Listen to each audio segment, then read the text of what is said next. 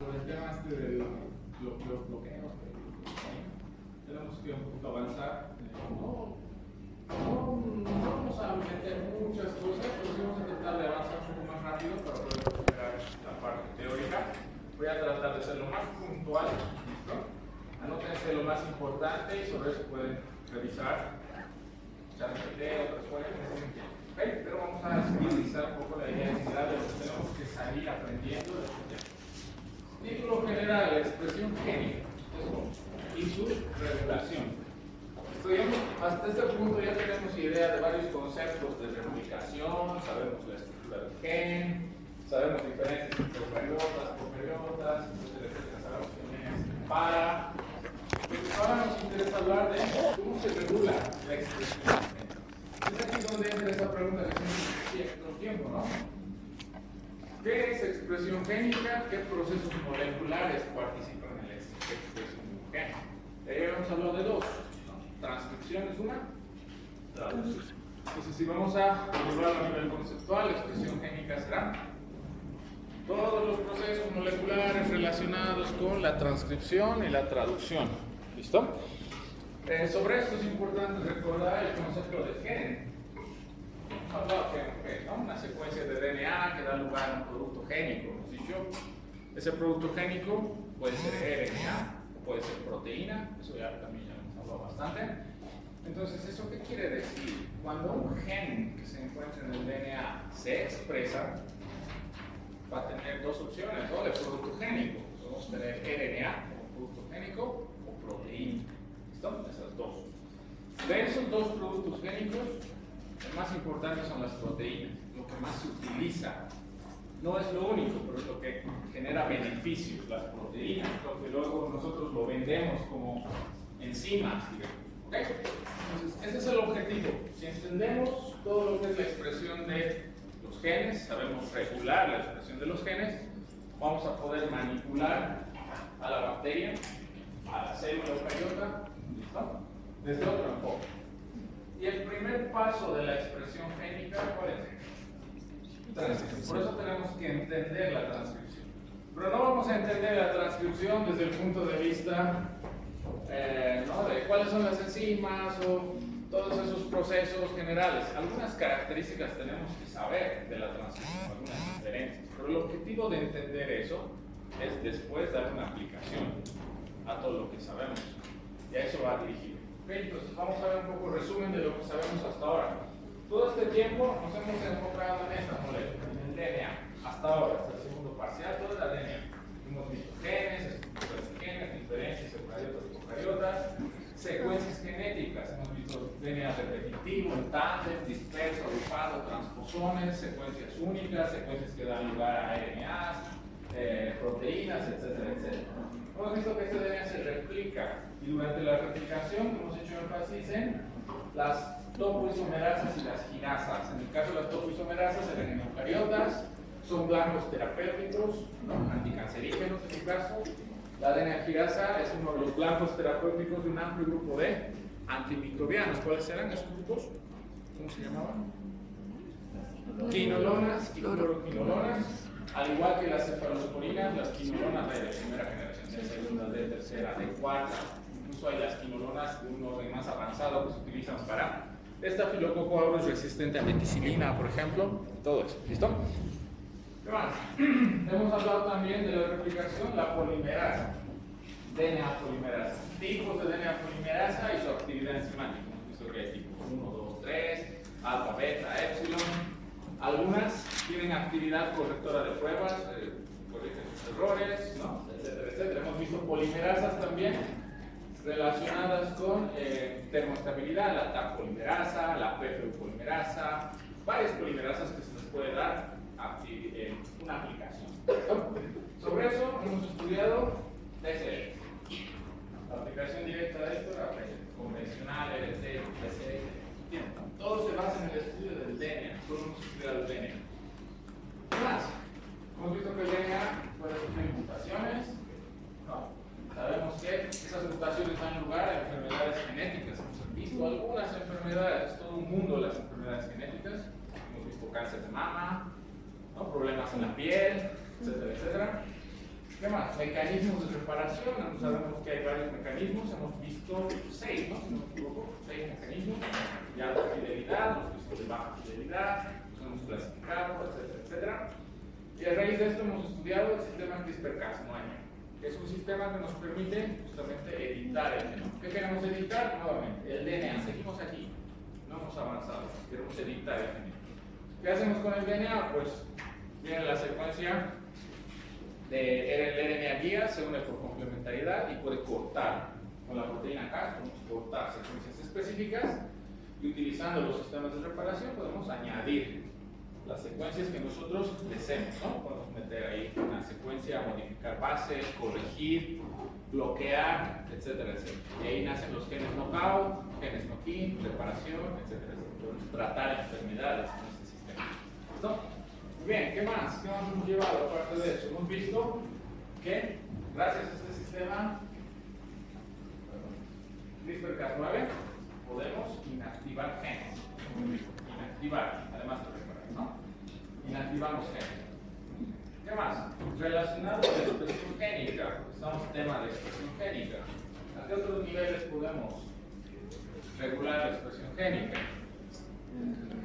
¿Recuerdan las estructuras no canónicas del DNA? ¿Alguien podría decirme? Dos estructuras no canónicas. Los motivos I. Triples hélices, motivos I, cuádruples. En todas ellas participaban fuentes de hidrógeno de tipo oxi, recuerdan que eran menos estables. ¿Qué ocurría cuando en el DNA, en un gen, aquí en el DNA, en un gen, se formaba una estructura no canónica? ¿Qué pasaba con ese gen? ¿Se activaba o se inactivaba? Cualquiera de esos dos. Estamos hablando de regulación genética, pero en el DNA. ¿Qué pasa con CRISPR-Cas9? Puedo cortar el gen y lo inactivo, ¿no? Puedo reparar el gen y el gen va a ser funcional. Estoy regulando la expresión de un gen con CRISPR-Cas9, con estructuras no canónicas. ¿Qué más? Metilación, ¿se acuerdan? Las citocinas pueden metilarse. Y dependiendo de su patrón de metilación, aquí los genes pueden estar activos, inactivos. Entonces es otra manera de regular la expresión del gen directamente en el DNA. Otra forma, transposones. Son secuencias móviles que pueden ir de un lugar a otro. Hay transposones simples, complejos, ¿se dan cuenta? Más amplios. Hay un mecanismo de transposición. Esos transposones pueden saltar de una secuencia y se pueden meter justo en medio del gen. ¿Y qué pasa? Interfieren en el gen. ¿Y qué pasó con el gen? Se inactiva. Entonces todo es regular: encender, apagar, activar, inactivar. Y esos son los mecanismos que ya hemos llevado. Otra forma de activar o inactivar genes: condensación del DNA. El DNA está envuelto en histonas. Las histonas pueden sufrir modificaciones químicas, el código de histonas, fosforilaciones, metilaciones, ubiquitinaciones, etcétera, etcétera. Y dependiendo de esas modificaciones, el DNA puede estar más compacto, menos compacto, más laxo, etcétera, etcétera. Si el DNA está muy compacto, ¿qué pasa con los genes? Se inactivan. Si está laxo, se activan. Todo es redundante, todo va en activar o inactivar genes y todo está relacionado con el DNA. Sin embargo, ahora vamos a dar un paso adelante. Vamos a hablar de la transcripción como mecanismo para regular la expresión génica. Aquí, todo esto ya lo hemos llevado, pero ya tenemos que tener una idea como un mapa mental. Eso se los voy a pasar para que esté ahí como resumen. Ahora nosotros nos vamos a enfocar en cómo regulamos la expresión génica, pero tocando aquí, en la transcripción. ¿Se entiende, no? Esa es la idea general. Queremos conocer la transcripción para saber cómo se regula la expresión génica. La expresión génica se puede regular desde varios puntos. Ahora mismo solo hemos hablado del DNA. Hemos visto que el DNA puede cortarse, el DNA, todo era DNA. Ahora vamos a pasar a la transcripción como primer mecanismo para regular. Entonces, una bacteria, si hablamos desde el punto de vista procariótico, una célula, a nivel macroscópico, ¿cuál es la diferencia entre esta y esta? En microbiología, cuando siembran bacterias, lo primero que hacen es ven la placa y tienen que identificar colonias. Habrán colonias puntiformes, amarillentas, de bordes rugosos, mucoides, lisos, tantos adjetivos que hay en una tabla, ¿no?, para poder reportar. ¿Quién es el que le da esa característica a una colonia, esa característica fenotípica? Para que una colonia tenga esta forma rugosa o tenga una forma lisa, en general, ¿quién es el que le da esa forma rugosa o lisa a las bacterias? O amarilla, o por qué una bacteria cuando la siembran a dar sangre es beta hemolítica, porque es alfa hemolítica, porque eso se puede observar, ¿cierto? ¿Quién es la molécula responsable de que tenga esas características? Las proteínas. En general son las proteínas las que dan esa característica fenotípica a cualquier organismo. Ahora mismo estamos hablando de bacterias. En seres humanos ocurre lo mismo, en levaduras, en parásitos ocurre lo mismo. Son las proteínas las que le dan esa característica. Entonces, si esta pseudomonas es una productora de beta-lactamasa de espectro extendido, eso, ¿quién es la responsable? Las proteínas. ¿Y las proteínas de dónde vienen? De los genes. Entonces habrán ciertos genes que están activos, inactivos, que hacen que una bacteria sea resistente, multiresistente, etcétera, etcétera, y otra no, por ejemplo. Por eso es importante conocer cómo se regulan los genes. Células eucariotas, en nuestro caso, tenemos células cancerígenas, un tema bastante amplio, biología molecular, cánceres, ¿no? Tema casi todo nos lleva a enfermedades cancerígenas. Lo mismo aquí, ¿no? ¿Qué genes están involucrados en el origen del cáncer? ¿Qué genes están activos, inactivos? ¿Qué está fallando? Y al final lo que hace que nuestras células o las células de un paciente se vuelvan cancerígenas son las proteínas. Hay muchas proteínas que están funcionando aquí, que producen angiogénesis, producen metástasis, producen, no sé, expresión de receptores, o receptores que están totalmente activos, todos son proteínas. ¿Listo? Eso quiere decir que hay genes que están mal regulados. ¿Listo? Y eso en fisiopatología lo ven bien, características de una célula cancerígena, o fisiopatologías del cáncer, por ejemplo. Todas estas características macroscópicas que las observamos. En citología, al año van a llevar cáncer de cuello uterino, por ejemplo, van a hacer tinciones y demás, van a ver algunas características morfológicas, pero recuerden que todas esas están reguladas por genes. ¿Listo? Muy bien, entonces las proteínas nuevamente son las más importantes. Estas son las que dan lugar a todas esas características, ya sean bacterianas o en células eucariotas. Proteínas. Funciones de proteínas, recuerden los capítulos que llevan en bioquímica estructural, llaman proteínas, funciones, canales, señalizaciones, hormonas, etcétera, etcétera. En tema industria, tienen muchas aplicaciones las proteínas. Aquí tenemos el resumen, son diapositivas recicladas, que ya hemos visto esto también, hemos visto, ¿no? Que el sector alimentario, cómo sacar un beneficio de estas enzimas, que son proteínas. Por tanto, me interesa regular los genes para obtener muchas proteínas o pocas proteínas dependiendo del caso.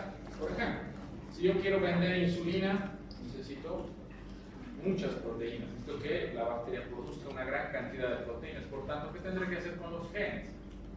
Activarlos, encenderlos. Si una persona está enferma con estafilococo aureus resistente y yo quiero que esa bacteria se muera, ¿qué tendré que hacer con los genes? Apagarlos. Tengo que evitar que esos genes se activen para que la bacteria muera. Entonces, va a depender el uso, el enfoque, que puede ser muy amplio. En algunos casos me interesará inducir. Entonces ya estamos manejando un término, inducción. Estamos induciendo, ¿qué cosa? La expresión génica.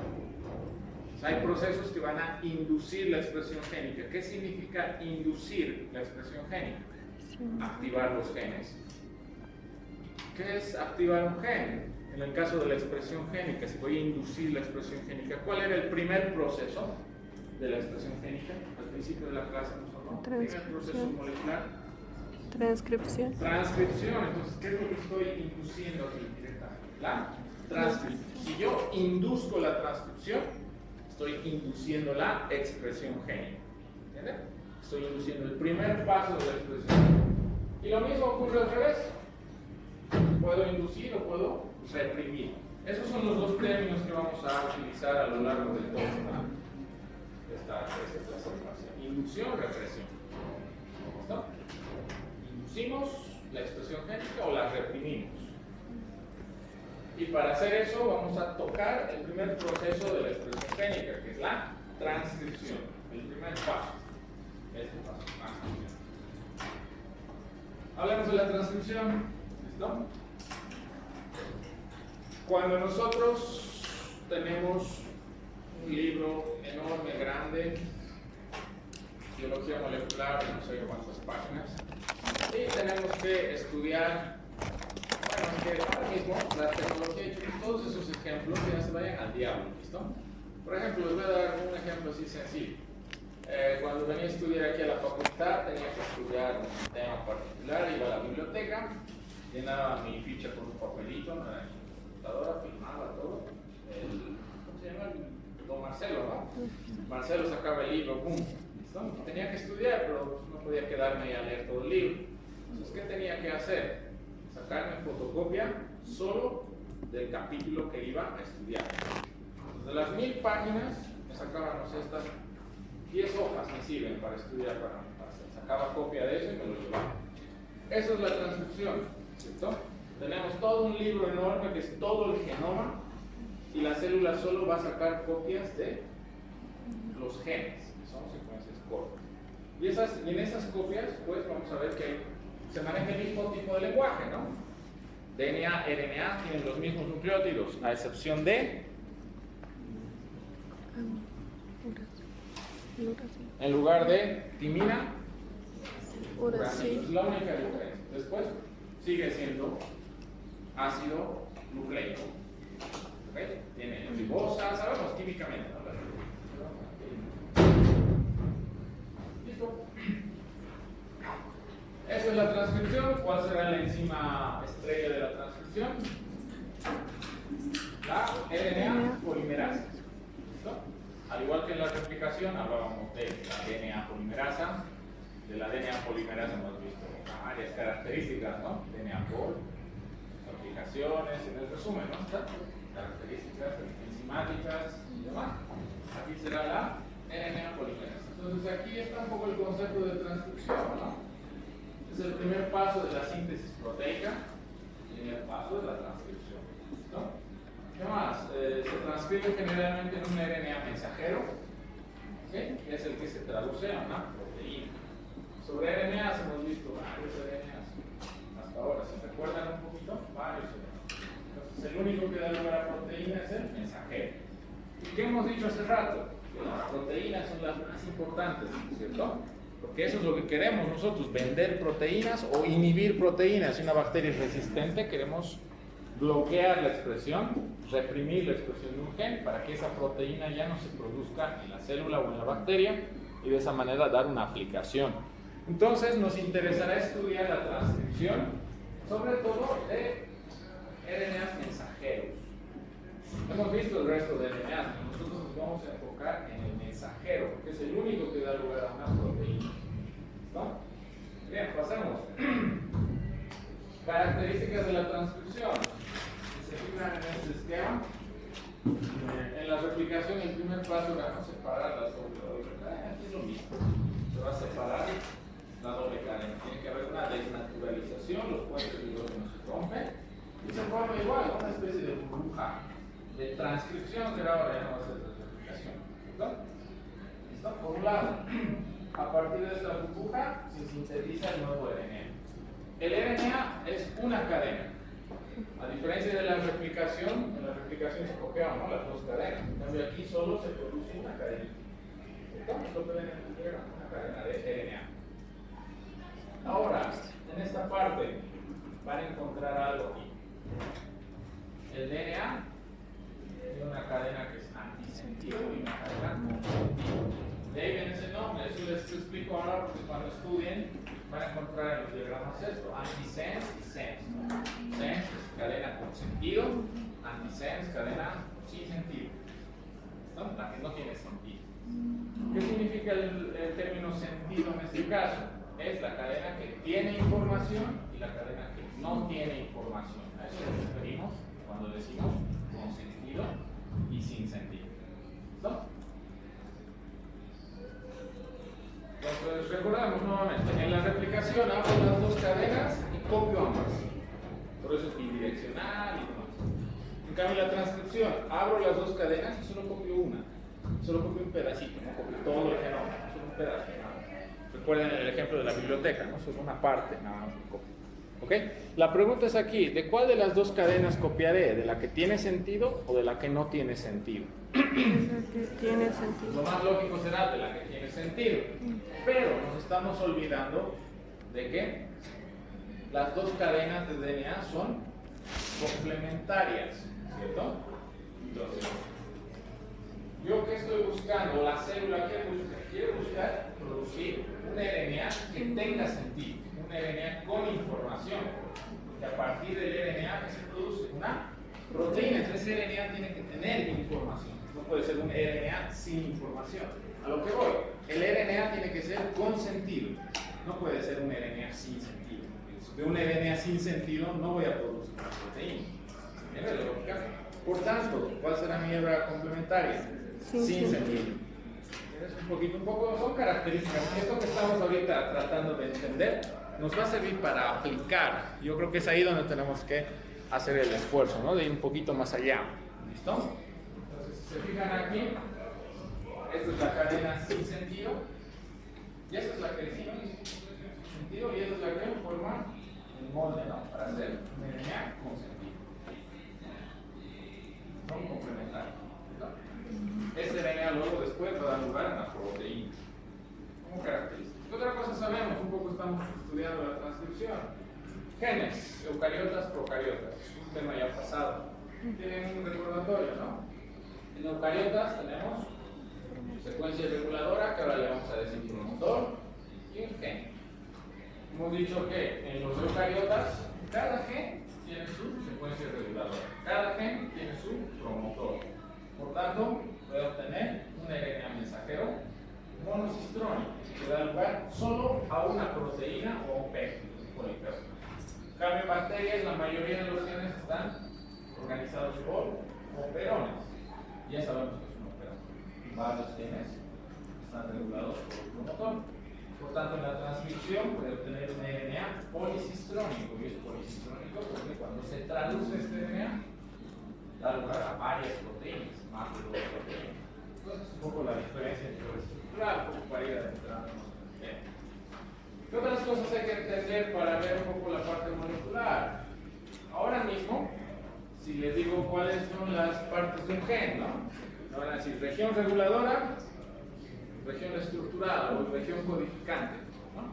La región reguladora la vamos a llamar como promotor. Y a eso le vamos a añadir dos detalles más.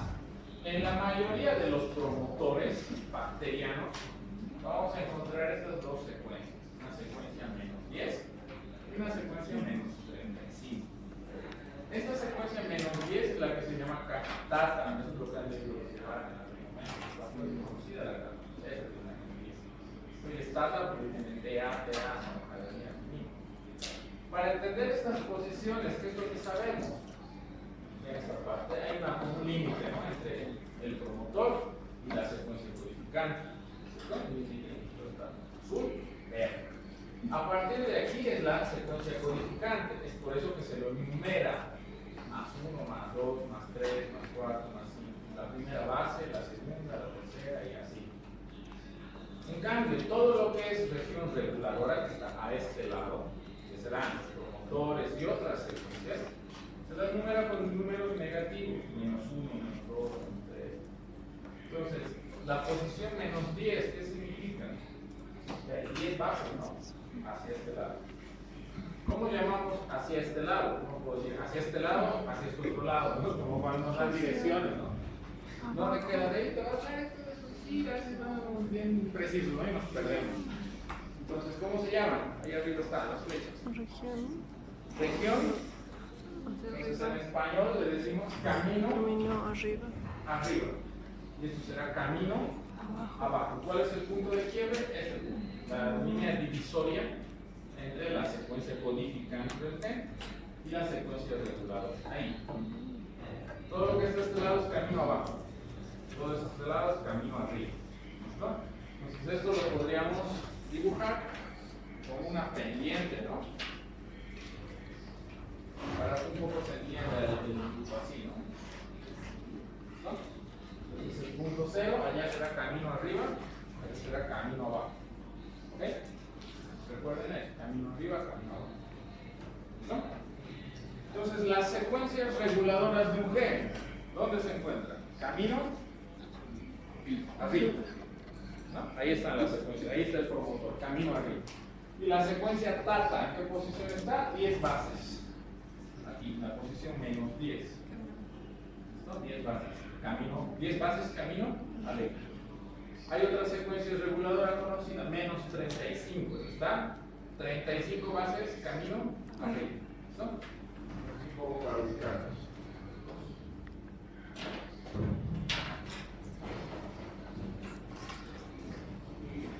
Este es el partido, ¿no? ¿Se irá el bicho?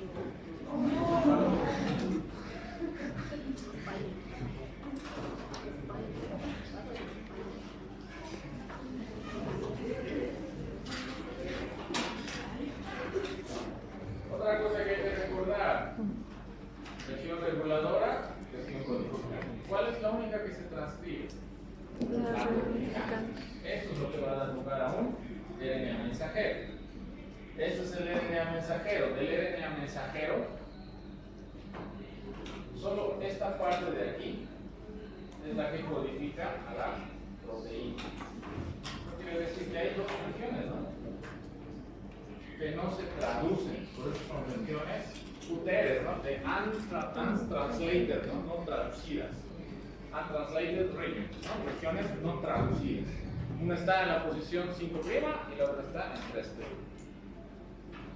Eso les digo eso porque nuestro producto es esto, tenemos que conocerlo. Región no traducida, región no traducida. 5' en 3'.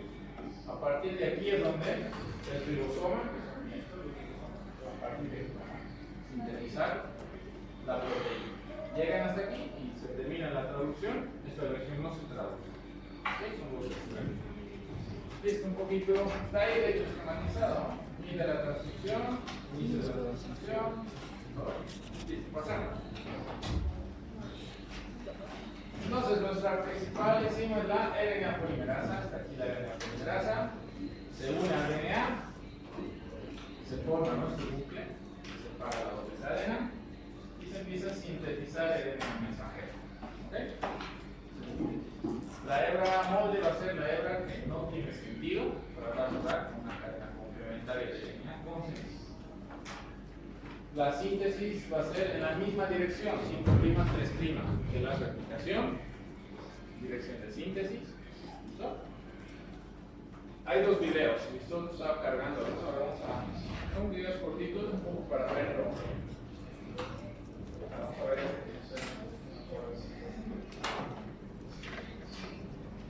voy a adelantar. Enseñar, ¿no?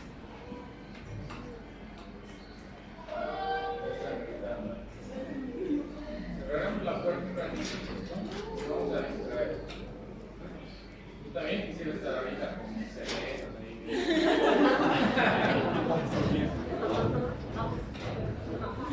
Cierren la puerta. Ahí está la RNA polimerasa, es la enzima clave, está el DNA. Esta es la región de la genética codificante. Ya sabemos, ¿no? Se va a abrir el DNA. Tiene que separar las dos hebras. ¿No? Voy a adelantar un poco. Se separa, se forma la burbuja de transcripción y a partir de ahí se sintetiza una RNA. La prueba molecular solo es eso lo que hay que revisar. El DNA molde va a ser una hebra sin sentido y a partir de ahí se codifica una RNA con sentido. Si estuviéramos en práctica, laboratorio, me hubiera entrado en ese lugar. Y ya está, ¿ven? Se va sintetizando el RNA. La dirección de síntesis es la misma, 5', 3'. ¿Ok? Y todo es por complementariedad, salvo que en lugar de timina tengo uracilo, ¿no? Timina, uracilo.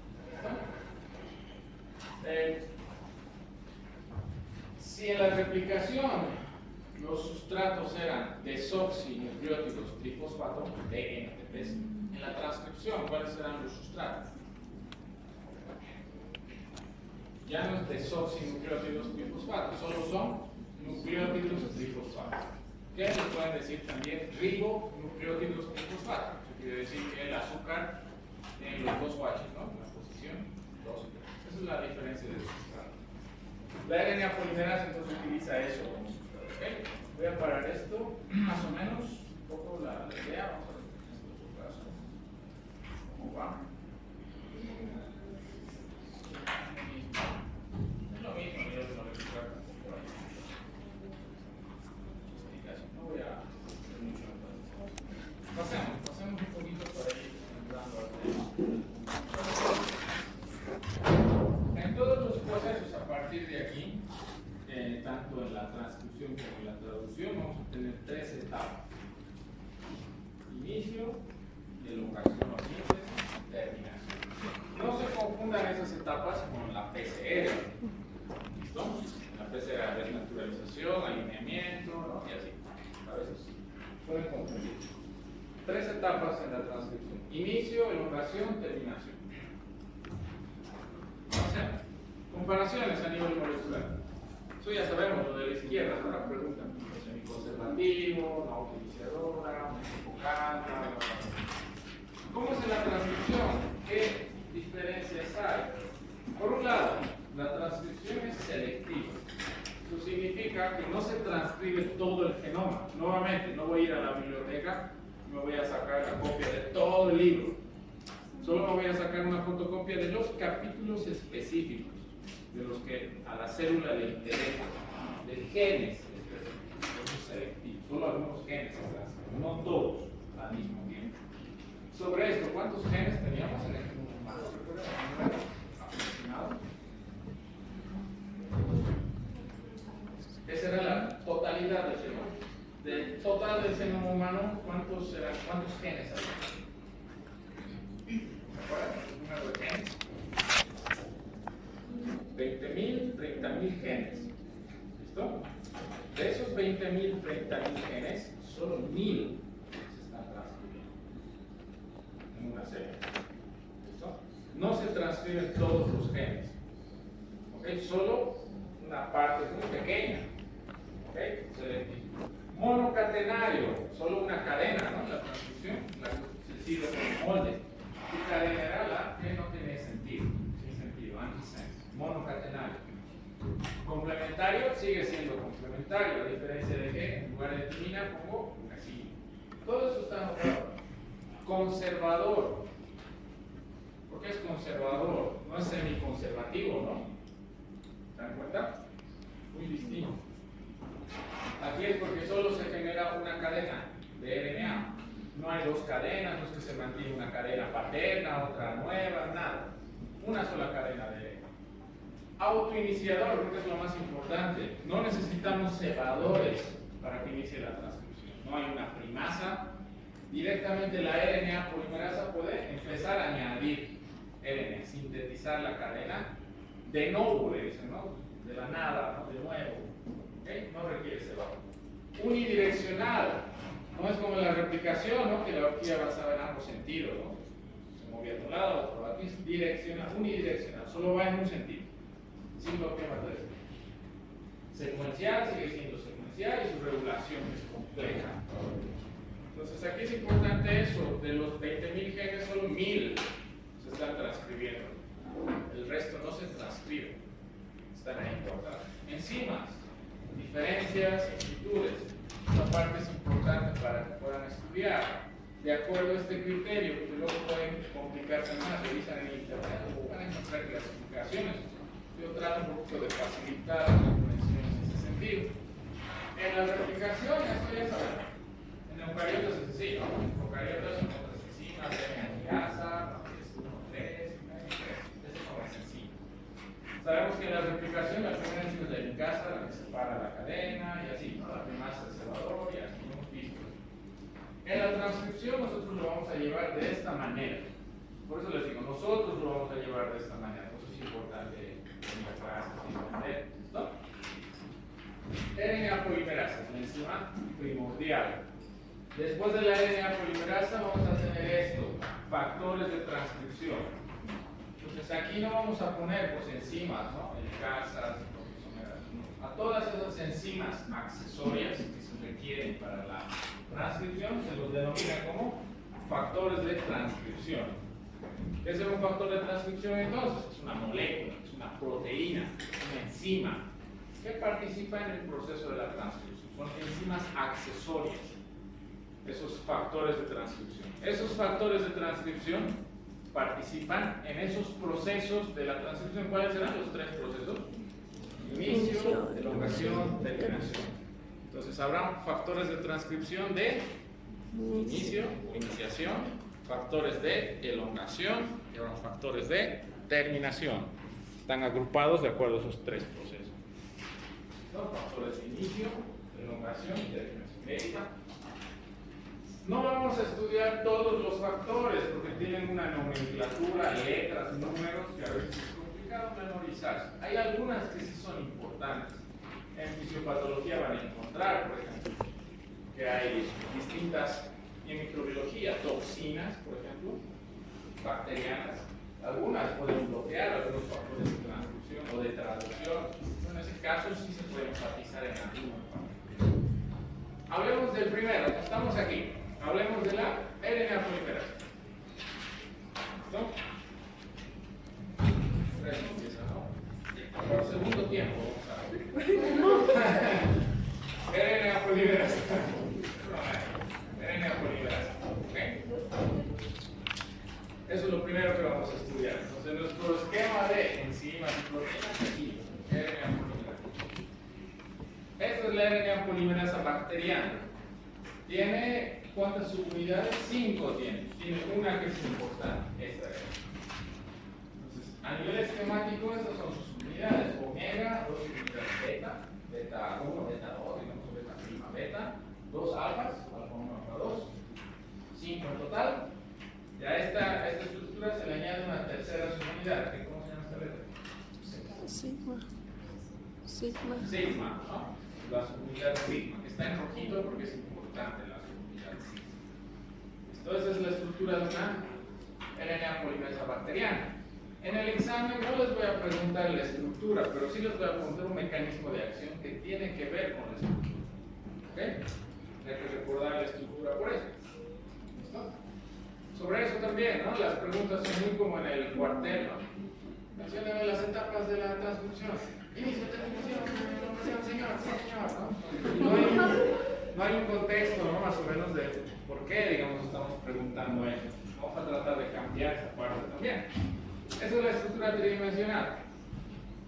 De todo eso que hemos visto en plano hasta ahí. ¿Qué vemos aquí? El DNA. El DNA, las rutas de transcripción y toda la maquinaria que es la RNA polimerasa bacteriana. Está sintetizando el DNA.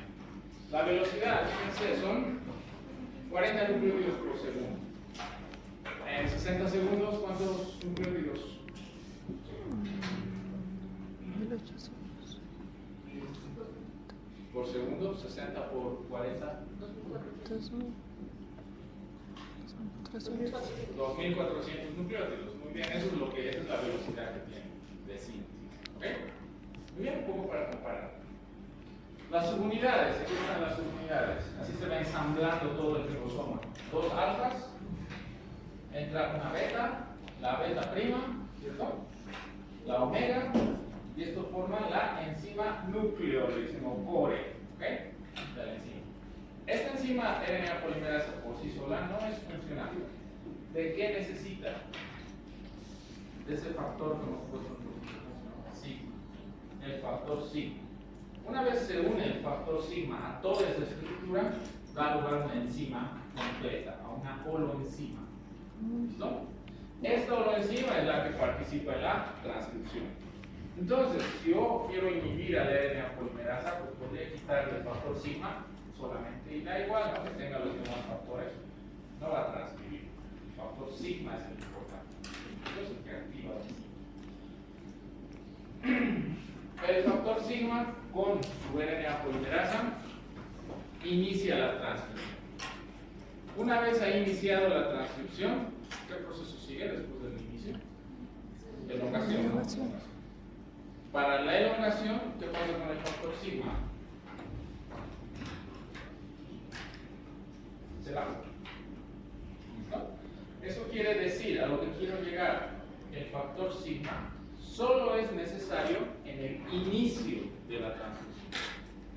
¿Listo? La RNA polimerasa con su factor sigma solo es importante, esencial en el inicio de la transcripción.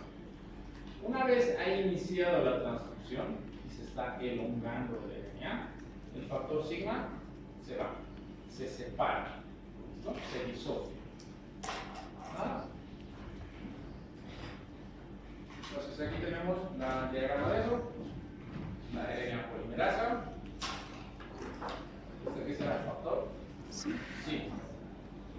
¿Ok?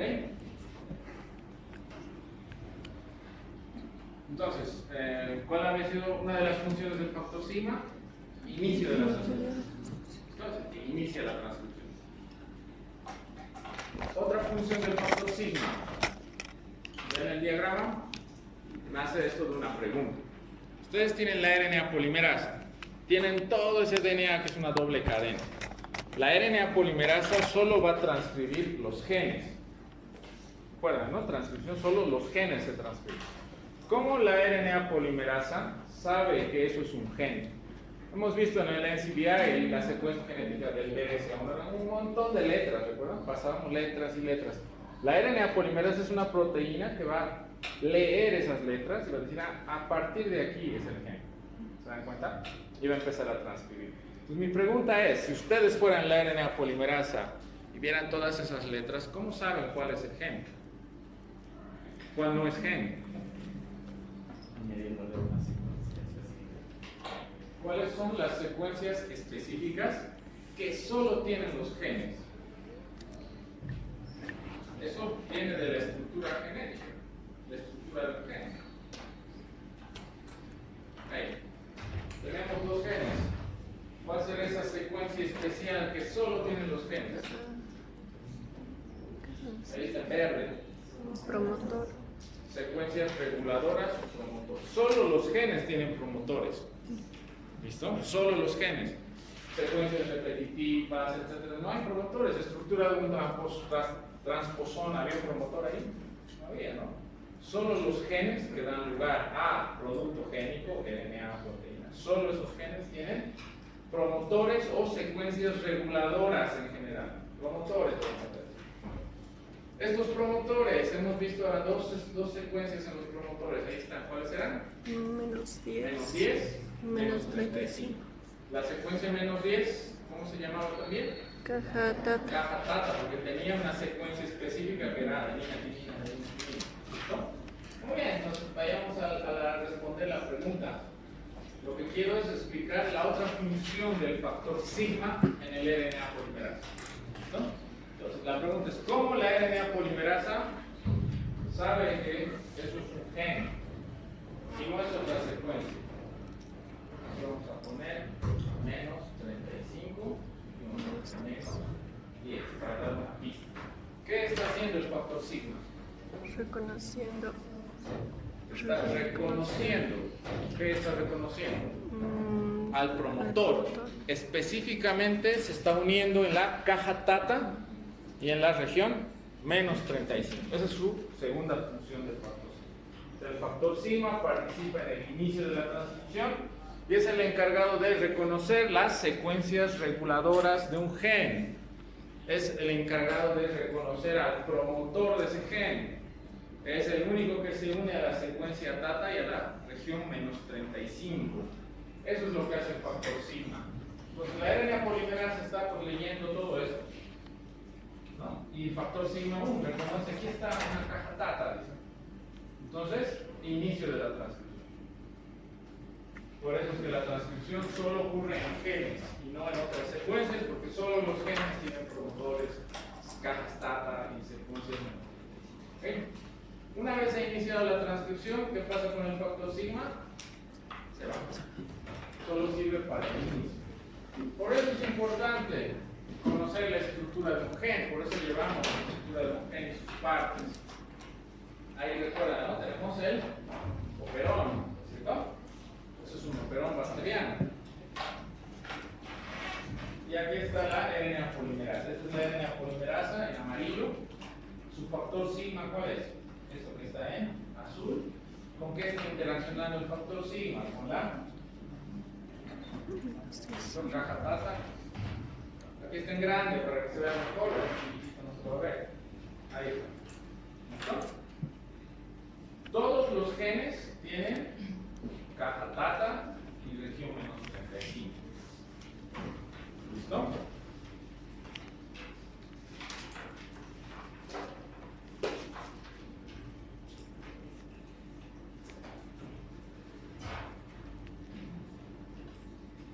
Estas secuencias, tanto la caja tata como la región menos 35, pueden variar de gen en gen. No son secuencias idénticas. ¿Listo? Pueden variar. Aquí, por ejemplo, en lugar de A, puede tener una D, por ejemplo. Una variación minúscula, pequeña. Esas variaciones en estas secuencias reguladoras hacen de que el factor sigma se una al gen, ya sea fuerte o débil. Dependiendo de la secuencia tata o región menos 35, la RNA polimerasa se va a unir con mayor afinidad o con menor afinidad. Eso significa que tenemos 20.000 genes. Entonces, la RNA polimerasa con su factor sigma, de esos 20.000, a unos genes se unirá pues, más fuerte, a otros no tanto. Esa diferencia hace que algunos genes se transcriban más y otros se transcriban menos. ¿Sí? ¿Ok?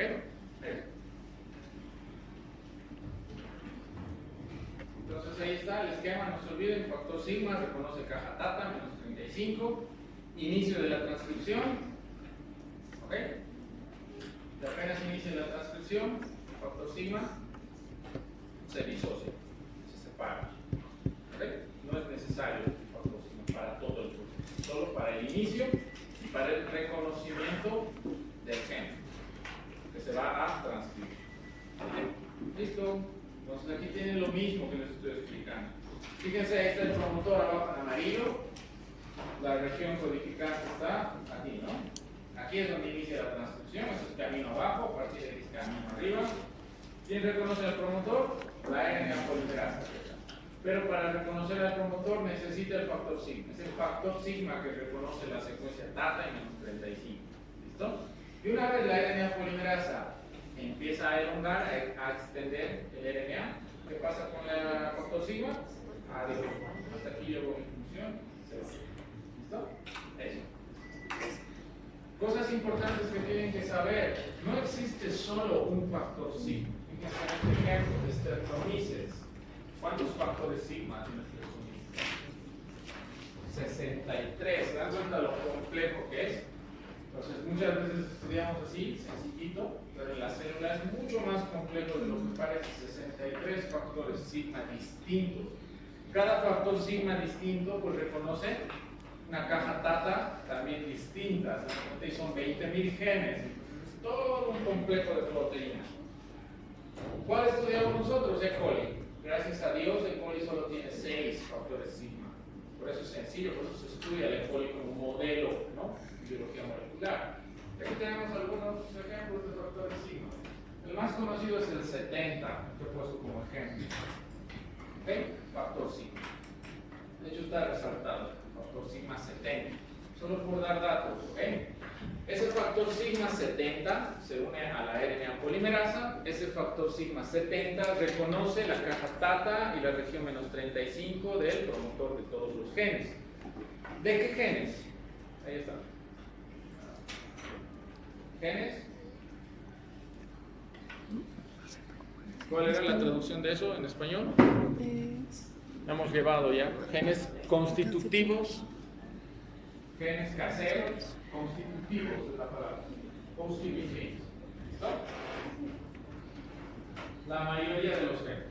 ¿Qué es un gen constitutivo? Concepto. Yo aquí están, ¿no? Sus cajas tata de las secuencias que se conoce cada factor. Si no son ligeramente distintas, ¿no? Menos 35. ¿Qué es un gen constitutivo? Esto es un gen constitutivo. ¿Qué es un gen constitutivo? ¿Cuál es la diferencia entre un gen constitutivo y un gen inducible? Porque solo hay dos tipos de genes.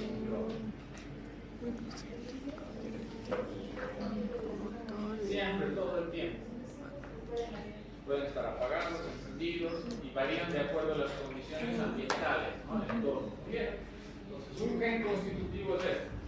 La mayoría de los genes constitutivos, como su compañera lo ha dicho, se expresan en niveles constantes todo el tiempo. Su expresión no varía. Por tanto, estos genes generalmente solo tienen promotor, región codificada. Eso es un gen constitutivo. A diferencia, ¿qué otras funciones tiene un gen constitutivo? Funciones básicas. De hecho, aquí están. Siempre están activos, siempre están funcionando los genes constitutivos. Es lo que has dicho, ¿no? Todos los tiempos están activos. Funciona el tiempo, todo el tiempo. ¿No? Son los genes de mantenimiento de las células, producción de energía, defensa, por ejemplo. Son funciones básicas. Sin estas dos funciones, cualquier organismo se muere, ¿no? Y ahí entra un poco este meme que he encontrado. Esto que es lo mismo que quiero explicar para que entiendan que es un gen constitutivo. No han debido ver esto, hay varios modelos, de hecho, hay varias cosas. Yo lo he elegido de las películas, ¿no? Salir en malas películas, hay un punto medio aquí, ¿no? Eso es un gen constitutivo. Ahora veamos.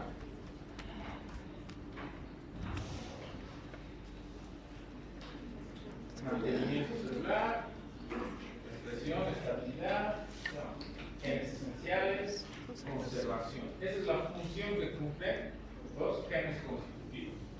¿Listo? Por eso se expresan todo el tiempo. ¿Okay? Entonces, el factor sigma 70 participa justamente en eso, en la transcripción de genes constitutivos. ¿Listo? Luego tenemos el resto de factores sigma que participan en la expresión de genes inducibles. Una diferencia entre gen inducible y constitutivo. Un gen inducible, además de tener esa secuencia de promotora, tiene otra secuencia, un activador, un operador, una secuencia de reguladoras, potenciadores, silenciadores. A nivel estructural, esa es la diferencia. Por eso preguntamos a los parciales, ¿no? Dibuje la estructura de un gen inducible, de un gen constitutivo, tienen que conocer esto. Y los genes inducibles justamente nos sirven para esto. ¿Qué es esto?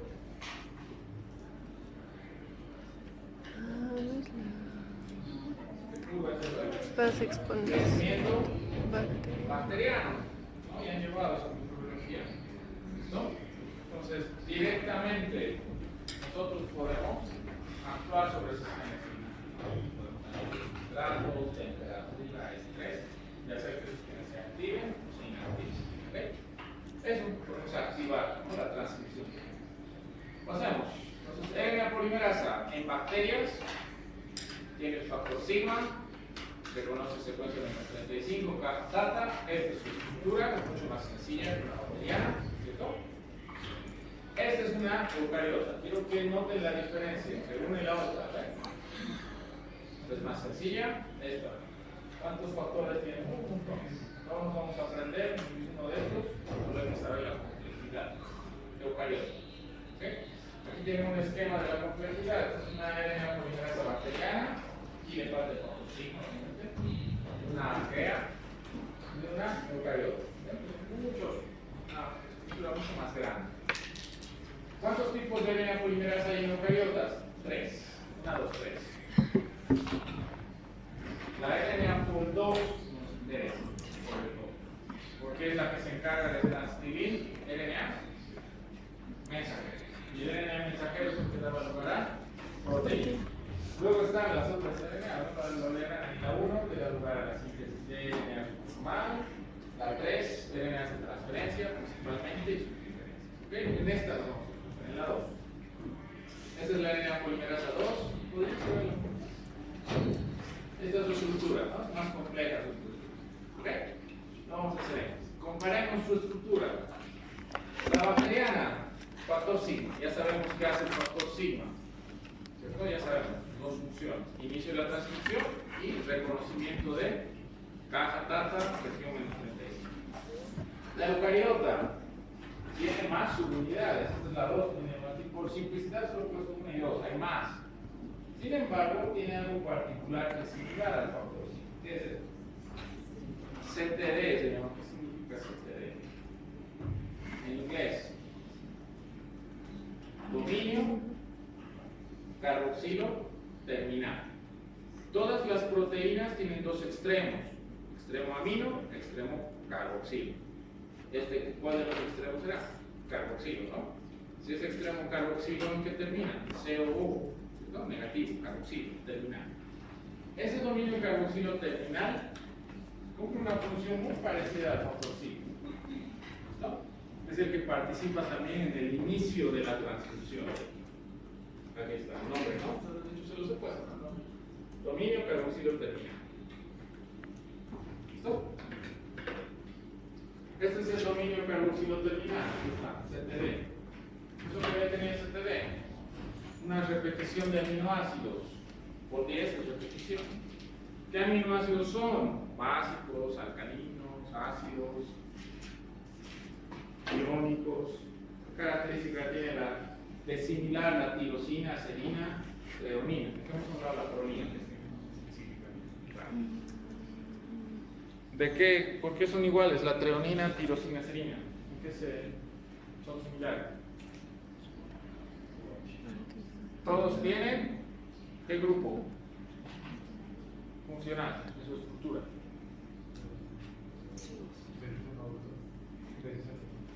Solo la tirosina tiene benceno. Pero las tres, treonina, tirosina, serina, tienen un grupo funcional que se repite en las tres. Oxidrilo, muy bien, todas tienen OH. Y si tienen OH, la regla general dice que pueden fosforilarse. Y eso es lo que ocurre con el CTD. El CTD es un carboxil terminal rico en aminoácidos con grupo H que pueden ser fosforilados. Entonces, la RNA polimerasa se une en las eucariotas, estamos hablando en la 2, ¿no? La RNA polimerasa reconoce el promotor, se une, pero para que inicie la transcripción, ¿qué tiene que ocurrir? Fosforilación ¿de qué? Del dominio carboxilo terminal. Entonces, esa es la diferencia. Tiene que fosforilarse. Nada más. En general, esas son las diferencias. Tienen que ser un poco fáciles. Y aquí tienen un diagrama que muestra eso. Aquí está la RNA polimerasa. Nos estamos enfocando ahorita en la RNA polimerasa. A todos esos factores de transcripción que hemos dicho, ¿no? Son factores de proteína. Va a empezar la transcripción. ¿Qué va a pasar con el CTD? Y ahí recién inicia la transcripción. ¿Ok? Pues ahí tienen el diagrama. Solo para enfocarnos en la fosforilación. Bueno, tienen el esquema completo, ¿no? De las RNA polimerasa 2, fíjense la 1 o la 2, y tiene más proteínas. Solo nos estamos enfocando en ese derecho. Hacemos. Hasta aquí, eso es lo que tienen que recordar. Transcripción, RNA polimerasas, hemos visto bacterianas y eucariotas. Similitudes, diferencias, lo básico. Aparte de eso, hemos visto que hay factores de iniciación. Uno de esos factores fue el vestido. El sigma de las bacterias. Sin el factor sigma no se inicia la transcripción. ¿Por qué? Porque el factor sigma es el que reconoce caja 35 de los promotores de los genes. ¿Listo? Hay varios tipos de factores sigma. El 70 es el más conocido porque es el encargado de transcribir todos los genes constitutivos que participan en funciones esenciales de la célula. Aparte de eso, en el inicio de la transcripción se separa, ¿no? Habrá una helicasa que participa en el inicio. ¿Okay? Hasta ahí. A ver. Aplicaciones de esto. Esto creo que es lo más importante. Ahora hemos un poquito repasado sobre conceptual todo lo que hay, todo lo que se estudia generalmente. De hecho, sobre esto pueden leer más. Hay tantos libros, información. Yo lo he hecho, ¿no? Ese lazo ahí lo más importante. Hay más factores, hay más estructuras, diferencias, características, lo más esencial para que se entienda. ¿Qué podemos hacer con esta información? Eso es lo que ahora hay que recordar, tratar de utilizar. Primero, hemos aprendido que la RNA pol con su factor sigma se une a esas regiones promotoras, ¿cierto? Menos 35, caja data menos 10. A raíz de este proceso de iniciación, una helicasa separa las dos cadenas, ¿no? Para poder iniciar la transcripción, se transcribe bacterias, etcétera, etcétera. Abierto, el complejo promotor abierto. Y ahí es donde entra un fármaco. ¿Qué fármaco es ese? Actinomicina D. Esa es la actinomicina D.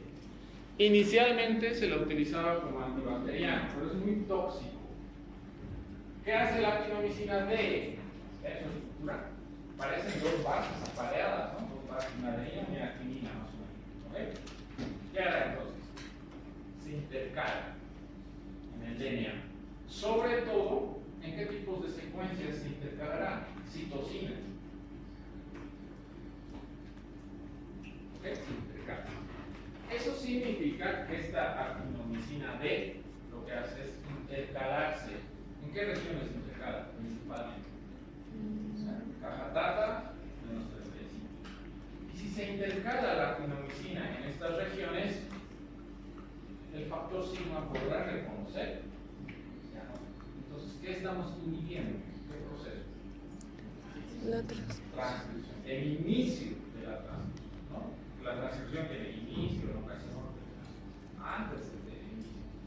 ¿Listo? Eso es lo que hace la actinomicina D. Entonces, inicialmente se lo utilizaba como bactericida. Aquí está su estructura, un poco en grande para que lo vean. Y es aquí donde se intercala, ¿no? Aquí se intercala esta actinomicina D. Se intercala. ¿En qué regiones? En la secuencia promotora, específicamente caja tata, región menos 35. Seguimos repitiendo esas dos regiones para que recuerden. Y como se intercala ahí, pues produce una alteración en la secuencia. Esa alteración en la secuencia hace que el factor sigma de la RNA polimerasa ya no pueda reconocer al promotor y por tanto se bloquea el inicio de la transcripción. ¿Listo? Hasta ahí. Actinomicina D. Esta es la estructura de un gen bacteriano. Fíjense que es región tata, caja tata, menos 35. ¿Listo? Un gen eucariota tendrá también estas regiones reguladoras. Sí, también tiene, ¿no? Una caja C, tiene incluso aquí, una caja K, se dan cuenta, va variando, ¿no? Pero son igual, regiones caja tata también, son regiones reguladoras, ¿no? Del promotor. Mi pregunta es, ¿la actinomicina podrá diferenciar entre una caja tata, por ejemplo, bacteriana, porque es ahí donde se intercala, ¿no? ¿Podrá diferenciar una bacteriana de una caja tata eucariota? La actinomicina. No. ¿Listo? Por eso es que la actinomicina es tan tóxica, porque no solo va a afectar a las bacterias, sino va a afectar también a nuestras células. ¿Listo? Esa es la razón por la que la actinomicina ya no se utiliza como antibacteriana. Entonces, ¿cómo que se utilizará? Cancerígeno. Porque en nuestras células los tumores son los que están creciendo, ¿no? De forma descontrolada. Entonces, ¿qué queremos? Inhibir el crecimiento de los tumores en células eucariotas. Entonces, la actinomicina va a actuar principalmente en esas células que se están dividiendo constantemente. ¿Ok? Sin embargo, si consumimos actinomicina, no solo va a afectar a las células tumorales, sino también al resto de células de nuestro organismo. Por eso es que es tóxico. ¿Ok? Pero se puede emplear como anticancerígeno. De esta, ¿no? De acá. Okay, actinomicina, la actinomicina se va a intercalar en estas secuencias. La RNA Pol 2, ¿no? Estamos hablando de eucariotas ahora, ¿cierto? En eucariotas hemos dicho RNA Pol 1, 2 y 3. La RNA Pol 2 ya no va a poder reconocer las secuencias promotoras, estaríamos inhibiendo la transcripción en eucariotas. Ahí está la célula, ¿no? Cancerígenas que se están dividiendo constantemente. En una célula que se divide constantemente, la transcripción es bastante activa también. Se está transcribiendo los genes constantemente. Yo pongo actinomicina y puedo inhibir el inicio de la transcripción en células cancerígenas. Listo, para eso se utiliza. En resumen, ¿no? Uso antineoplásico, tratamiento de cáncer, mecanismo de acción. Está todo lo que hemos explicado. Un poco para que estén sobre esto. Siguiente aplicación. Estructura de la RNA polimerasa bacteriana. Hemos comparado las estructuras. Ahí está la bacteriana, ahí dice bacteriana arriba. la eucariota, ¿no? Son estructuras distintas. La eucariota es más grande, más compleja, la bacteria es más sencillita, ¿no? Listo. ¿Para qué nos servirá esa diferencia? Ahí arriba lo dice, con eso acabamos. Antibióticos. Yo he puesto aquí mi clasificación de antibióticos de acuerdo a su mecanismo de acción. Están divididos en 5 grupos. Los antibióticos que vamos a hablar ahora son los que inhiben, alteran el metabolismo de los ácidos nucleicos. En ese grupo están clasificados. ¿Listo? ¿Qué procesos forman parte del metabolismo de los ácidos nucleicos? Aquí está enumerado. ¿Cuál de nosotros estamos estudiando? Ahí está ese grupo de antibióticos. ¿Ok?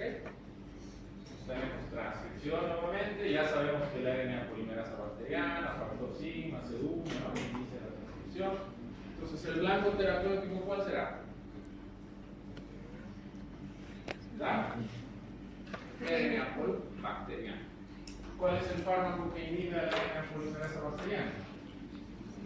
El grupo de antibióticos de las rifamicinas.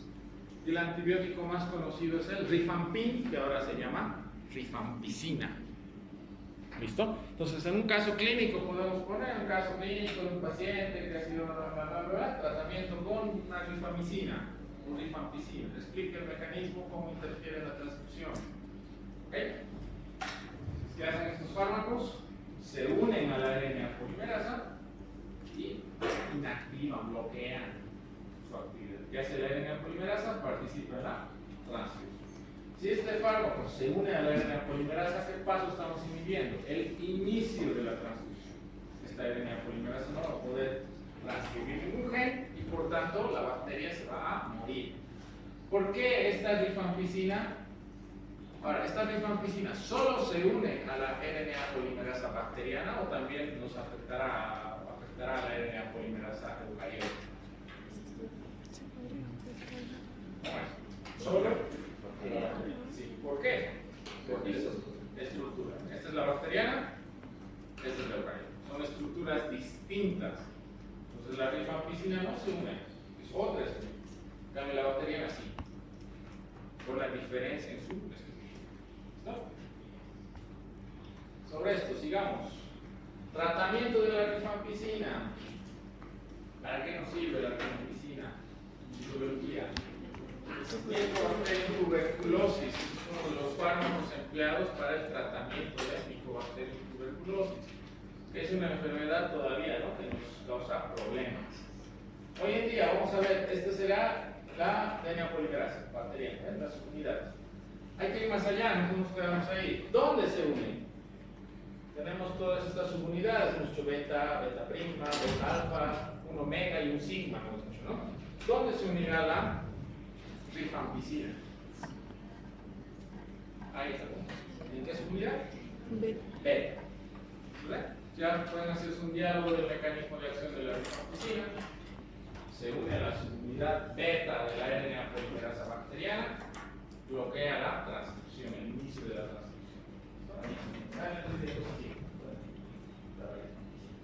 Es un fármaco que se utiliza como tratamiento primario para Mycobacterium tuberculosis. ¿Listo? Ahora, todas estas subunidades son proteínas. Esto es una proteína, esto es otra proteína, otra proteína, ¿no? Como en esas series de televisión, Power Rangers, cuando cada quien tiene su... forman toda una estructura, no todo un robot. Lo mismo pasa con la RNA polimerasa, ¿no? Tenemos cada uno de esos que se ensamblan y forman. Cada uno de estos, que son proteínas, están codificados por genes. Entonces, la rifampicina se une a la subunidad beta. Esta subunidad beta está codificada por genes. ¿Cómo se llama el gen? RPO beta. Ese es el gen que codifica esta subunidad beta, que es el lugar donde se une la rifampicina. Estoy dando datos para luego hacer la discusión. Entonces, ¿qué hace la rifampicina? Penetra en las bacterias, se une a la subunidad beta, que está de la RNA polimerasa, bloquea, ¿no? El canal de salida del RNA que se está sintetizando, previene la elongación del RNA. Ahí está un poco nosotros hemos visto. Hay varios tipos de rifamicinas para encontrar desde las naturales, cuando se han descubierto, hasta las sintéticas. Tienen modificaciones químicas, algunas las hacen más afín, menos afín. Entonces ahí está la droga, la rifamicina. Ahí tiene su mecanismo de acción, su estructura. Muy bien, tratamiento, micobacteria en tuberculosis. Pasos de la baciloscopía, ¿cómo hago una admisión Nielsen? ¿Cuál es el fundamento? ¿Por qué son bacilos ácido alcohol resistentes? ¿Cuál es el componente que en su pared lo hace resistente al alcohol y al ácido? ¿Cómo se llaman esos componentes que tienen micobacteria? Micólico, ¿verdad? Eso, muy bien. Entonces, cuando nosotros hacemos una baciloscopía, vemos bacilos en forma de cadena. Ese factor cadena hace que la bacteria sea mucho más patogénica, ¿no? Mientras más larga sea la cadena, pues más patogénica. Ya sabrán reportar esto, hay que contar, ¿no? Por campos, etcétera, etcétera. Ese es cualitativo, cruces y demás. Es importante. ¿Para qué otra cosa nos sirve la rifampicina? Aureus, ¿qué significa esto? Resistencia a meticilina. ¿En qué se basa la resistencia a la meticilina? En un cambio en el blanco terapéutico, ¿no? La transfertirasa por otra transfertirasa, la PBP2A. ¿Listo? Y si cambiamos el blanco terapéutico, pues este estafilococo es resistente a todos los beta-lactámicos, cefalosporinas, no todos, ¿no? Pero a una gran mayoría. ¿Listo? Entonces, cuando tenemos ese problema, ¿qué fármaco podemos usar? Rifampicina. ¿Por qué? Porque tiene otro mecanismo de acción que es inhibir la transcripción, ¿no? Tratamiento de micobacterium. Además de la rifampicina, ¿qué tenemos? Están mal los números, ¿no? Entonces tenemos que saber como bioquímicos, ¿no? Este es el tratamiento básico. ¿Qué nos dice este tratamiento? Primero, que la rifampicina no se puede prescribir sola. Tiene que venir siempre acompañada de otros fármacos. A eso se lo denomina como monoterapia, ¿no? Cuando hay solo un fármaco. No es bueno en las monoterapias, la rifampicina. Necesitamos poner más fármacos. Tienen características, ¿okay?, de tratamientos. Las principales o comunes combinaciones que hay: rifampicina con vancomicina, por ejemplo. ¿Qué es la vancomicina? Es un antibacteriano glucopeptídico. ¿Cuál es su mecanismo de acción? ¿Dónde actúa? Síntesis de pared bacteriana. En la cadena lateral tetrapeptídica, al final vamos a encontrar D-alaninas, que están en su isoforma D, que es un poco común porque nuestras células todas son L, ¿verdad? L, aminoácidos L. En bacterias justo hay una D-alanina al final de la cadena lateral tetrapeptídica. Esa vancomicina se une y bloquea a las D-alaninas de las cadenas laterales tetrapeptídicas y evita la formación de los enlaces cruzados por la transcriptirasa. Tiene un mecanismo similar, pero no inactiva la transcriptirasa, sino bloquea, ¿no?, esos sitios para que la transcriptirasa no pueda. Vancomicina, fluoroquinolonas, hemos visto fluoroquinolonas en replicación y eso es lo que se hace, ¿no? Son las combinaciones más comunes. Mycobacterium, voy a acabar esto, ¿ok?, para avanzar.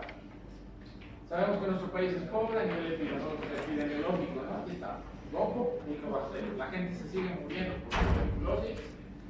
¿Qué sabemos del Mycobacterium? Al ser ácido alcohol resistente, el sistema inmune no lo puede eliminar, no lo podemos fagocitar y destruir. Por tanto, las células de nuestro sistema inmunitario la rodean, ¿no? Infecta las vías aéreas, entra por los pulmones, y es ahí donde vamos a encontrar estas estructuras que se llaman granulomas, que es una de las principales características fisiopatológicas del Mycobacterium. Aquí está el Mycobacterium y está rodeado, ¿no?, de varias células del sistema inmunológico. ¿Okay? Ahí está. No está muerto, ¿no? El Mycobacterium está ahí, encadenado. Como en Kung Fu Panda, ese tigre que lo tienen, ¿no? Ahí encadenado. Así está rodeado, ¿no?, de células. ¿Okay? Estos granulomas luego maduran y nos forman estas estructuras típicas que se pueden ver en una citología, en una biopsia. ¿Okay? Y en la radiografía, ¿no?, se ven unas manchas blanquecinas en los pulmones cuando hay infección por Mycobacterium. ¿Qué pasa? Cuando el sistema inmunitario dicen muy bien. ¿Qué pasa con el micobacterio? Igual de muchos pasos. Eso es lo que pasa. Condiciones clínicas en las que hay disminución de glóbulos blancos. Todas esas que preguntamos pueden activar esto. Y en un lugar endémico como el nuestro, donde hay varios casos, esa es la principal causa de muerte en un paciente con VIH, por ejemplo. ¿No? Se activa esto y por eso se tienen problemas. ¿Listo? Muy bien. Rifampicina, aquí. Uso primario, micobacterium, bacterias gram positivas, aquí tienen un poco el uso. ¿Okay? ¿Para qué caso se utiliza? Aquí tenemos para bacterias meticilino resistentes. ¿Qué opciones tenemos? Ahí está justo la rifampicina, que puede servir para este. Hay otras más. ¿Qué más? Como monoterapia, no se comentado. Siempre se utilizan dos fármacos. ¿Por qué se utilizarán dos fármacos? Ya aquí cerramos la clase. Mecanismo de resistencia de la rifampicina. Ya sabemos cómo actúa. Se une a la subunidad beta de la RNA polimerasa bacteriana. Entonces, ¿cómo puedo hacer lo que hace la rifampicina? ¿Cómo la bacteria se vuelve resistente? Si aquí está la rifampicina y reconoce esta subunidad beta, ¿qué hará la bacteria para que ya no reconozca esa subunidad? Cambiar la estructura de la proteína, pero eso lo va a hacer a nivel genético. Hemos llevado el tema. Mutación. Ya sabemos que es mutación. El gen que codifica a esta proteína, por eso les he dicho el gen, ¿no? Muta. Y al mutar, esta proteína va a tener otra secuencia de aminoácidos. Y eso evita que la rifampicina se una a la RNA polimerasa. La bacteria se vuelve. ¿Qué aminoácidos cambian? La histidina, la posición 421 por tirosina, serina por prolina y así. Este gen mutado de la RNA, de la subunidad beta de RNA polimerasa, no, ya no se une la rifampicina. ¿Dónde se encuentra? Aquí está el gen, ¿no? El BOB, subunidad beta. Esto es lo que le da resistencia a la rifampicina. Hay otros más, ¿no? Que es otros fármacos. ¿Dónde se encuentra ese gen? ¿Qué es esto? El genoma bacteriano del micobacterium. ¿Dónde está el gen de la resistencia de rifampicina? Aquí está, ¿ves? LPOB. Es esto. Esto se encuentra en el genoma de micobacterium. ¿Cómo este gen puede pasar a otra bacteria? Ideas. Transposones, ¿ves? A partir de ahí puede saltar esa secuencia a un plásmido, y el plásmido luego puede transferirse al resto de bacterias. Otra forma. Virus. Un virus puede infectar a la bacteria y en el momento de replicarse, pues se puede llevar este gen también. El virus se lo lleva, infecta a otra bacteria, eso se llama, ¿cómo se llama ese proceso? Transducción. ¿Listo? En plásmidos es más conjugación. ¿Cierto? Un transposón se llama plásmido, el plásmido por conjugación. Si viene un virus, transducción. ¿Cómo puedo identificar la presencia de este gen en una cepa de Mycobacterium? ¿Qué técnica conozco para buscar ese gen? PCR convencional. Tomo una muestra o una biopsia, extraigo el DNA genómico del Mycobacterium, coloco cebadores que solo se unan a ese gen RPOB. ¿Listo? Diseño mi PCR, extensión, desnaturalización, bla, bla, bla, electroforesis. Si me sale la banda, ¿qué significa? Que sí tiene ese gen mutante y que el Mycobacterium es resistente a rifampicina, ¿no? Entonces cambiaré el esquema de tratamiento, etc. Nada más. Por eso es importante llevar todo eso. ¿Okay? Conclusiones entonces, ¿puedo inhibir la transcripción? Sí, puedo inhibir la transcripción. Si inhibo la transcripción, voy a inhibir la síntesis de proteínas y eso puede servirme para tratar enfermedades como el cáncer. Y también me sirve para, como el caso de la actinomicina D, ¿no? Para tratar el cáncer. O también me puede servir para inhibir el crecimiento bacteriano, o bactericida en el caso de la rifampicina. En esos dos casos, ¿qué estoy inhibiendo? El inicio de la transcripción. Eso es lo que estoy inhibiendo. ¿Listo? Y esa sería un poco la aplicación del problema. La rifampicina es un bactericida. De ahí lo dejamos, ese es un poco el esquema general. Estamos en inicio de la transcripción. Luego vamos a pasar al